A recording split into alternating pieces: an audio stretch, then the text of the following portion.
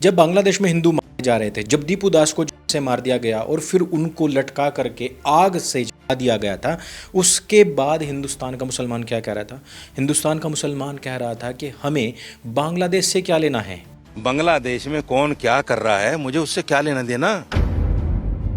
बांग्लादेश से आपको कोई लेना देना नहीं, तो आपको गजा फिलिस्तीन से क्यों लेना देना है? इंसानियत के नाते। अच्छा, मतलब यहाँ पर इंसानियत नहीं है, वहाँ पर इंसानियत। सही किया है, सही किया है जी मेरी तरफ। दीपू चंद्र दास को सही किया है। सही किया है जी मेरी तरफ। ये हिंदुस्तान के मुसलमानों की जहनियत है हिंदुओं के बारे में। और ये कौन हिंदू हैं जो बांग्लादेश में हैं? ये वो हिंदू हैं जिन्होंने अपना सनातन धर्म नहीं छोड़ा। और ये हिंदुस्तान में रहने वाले मुसलमान कौन हैं? ये उन्हीं के ही कोई ना कोई भाई बंधु हैं, 5-7 पीढ़ी पीछे दोनों के बाप दादा आपको एक ही मिलेंगे। ये हिंदुस्तान के रहने वाले या बांग्लादेश या पाकिस्तान के रहने वाले मुसलमान वो मुसलमान हैं जिन्होंने तलवार के आगे सलवार उतार करके मुसलमान आक्रांताओं के हरम को स्वीकार किया था। और उसी हरम में बलात्कार के बाद ये जो आज की नस्लें आप देख रहे हैं, ये लोग पैदा हुए थे। तो यानी कि जो आज का हिंदू है और जो आज का मुसलमान है, यदि इनको पिछली 5-7 पीढ़ियां खोज दी जाएं तो इनका कनेक्शन एक जगह मिल जाएगा। मैं भी कन्वर्टेड हूँ और हर मुसलमान कन्वर्टेड है। एक भी पहले हिंदुस्तान में जब शाहजहां बादशाह आए थे, एक भी मुसलमान नहीं था। अच्छा, एक भी मुसलमान नहीं था। आप भी कन्वर्टेड है? मैं भी कन्वर्टेड हूँ। लेकिन हिंदुस्तान का मुसलमान बांग्लादेश और पाकिस्तान के हिंदुओं के लिए कितनी नफरत रखता है अपने दिल के अंदर, वह मुझे आपको बताने की आवश्यकता तो बिल्कुल भी नहीं। क्या आप कल्पना करेंगे कि आज दीपू चंद्र दास की हत्या पर जो लोग सोशल मीडिया पर जश्न मना रहे हैं, उनमें बहुत सारे लोगों का अकाउंट्स भारत में है।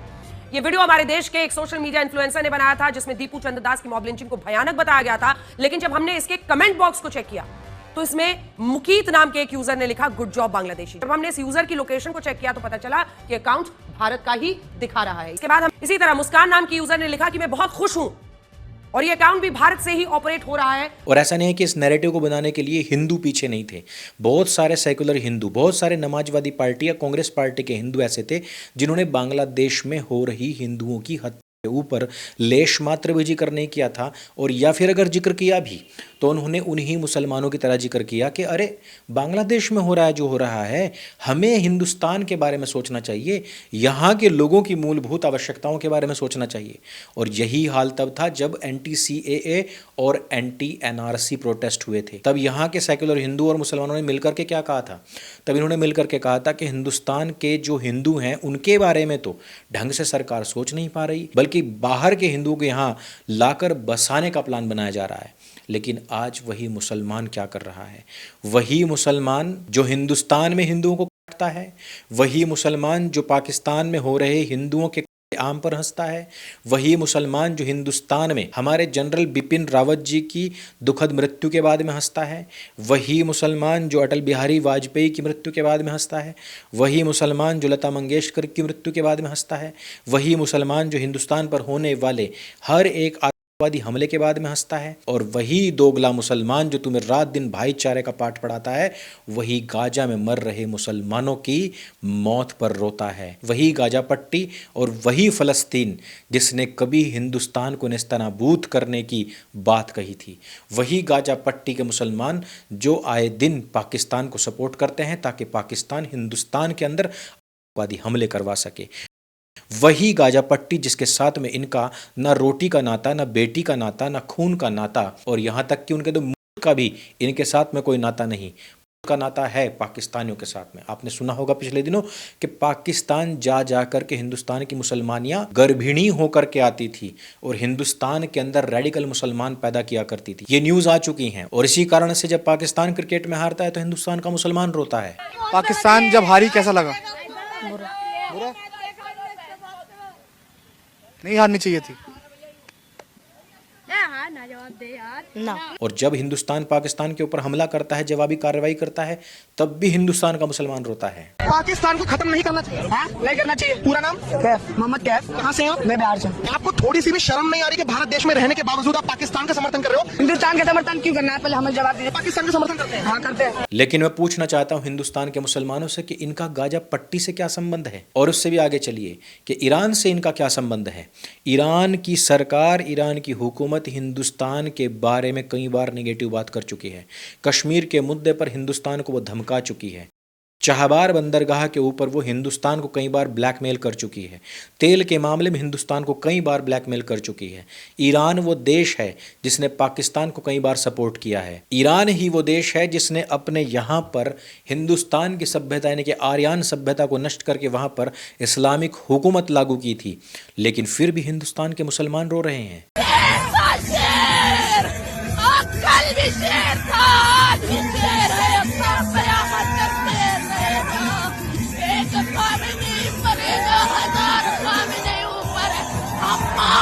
तो आज मेरा सवाल है उन मुसलमानों से जो पूछते हैं कि बांग्लादेश के हिंदुओं से हिंदुस्तान के हिंदुओं का क्या रिश्ता है। आज मैं पूछना चाहता हूं हिंदुस्तान के मुसलमानों से कि तुम्हारा ईरान से क्या रिश्ता है, तुम्हारा गाजा पट्टी से क्या रिश्ता है। और मैं पूछना चाहता हूं इन कल के अंडों से जो आज ईरान के साथ में खड़े हुए हैं। इजराइल के साथ क्या करना चाहिए?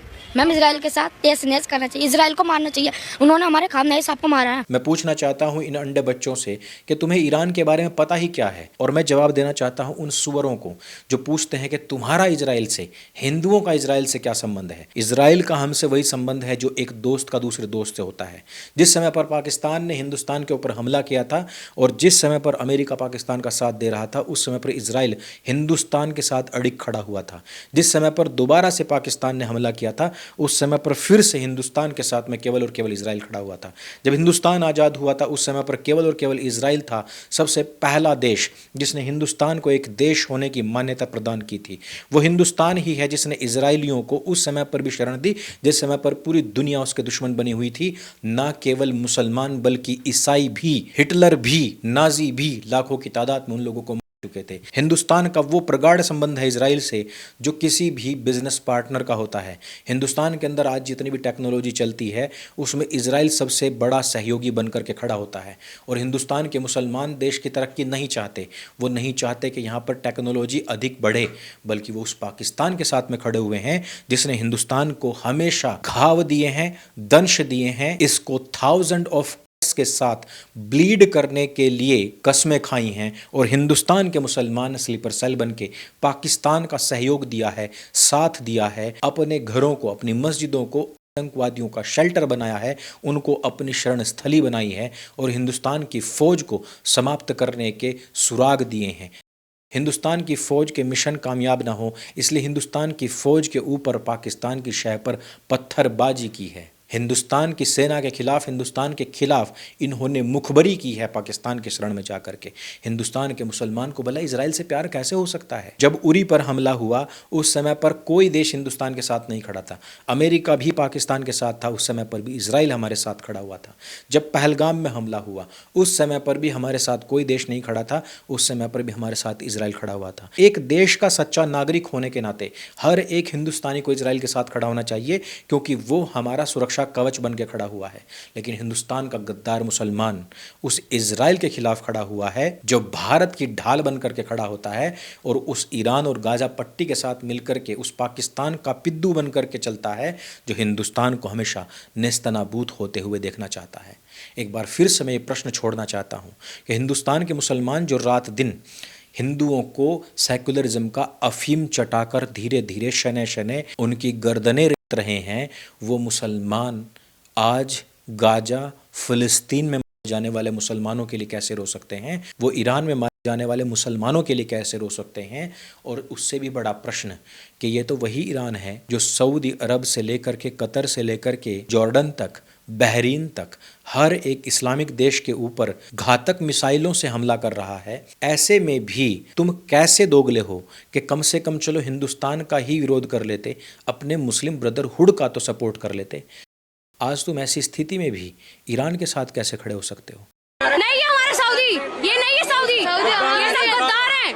हमारा सिर्फ ईरान है। वो भी तो मुसलमान है। कौन मुसलमान है? उन 56 देशों का जो तुम बार बार दम भरते हो कि हमारे देश तो इतने विकसित हैं कि वहाँ पर तो सारी टेक्नोलॉजी सबसे पहले आती है।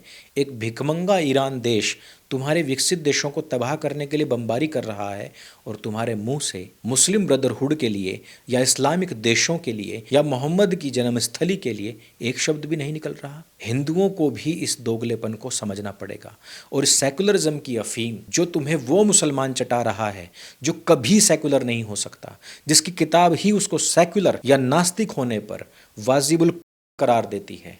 हिंदुओं को समझना पड़ेगा कि ये सेक्युलरिज्म की अफीम केवल तुम्हें खत्म करने के लिए है, इसका भाई बंदगी से कोई मतलब नहीं है। तुम उनको भाई बोलते रहो, वो तुम्हें चारा बनाकर ऐसे ही खाते रहेंगे। ये जो पूरे इस्लामिक देशों के अंदर चल रहा है युद्ध, इसने केवल भारत के ही नहीं बल्कि पूरी दुनिया के इस्लामिक ब्रदरहुड को एक्सपोज कर दिया है। हिंदुओं, तुम अब तक नहीं जागे तो कम से कम अब तो जाग जाओ।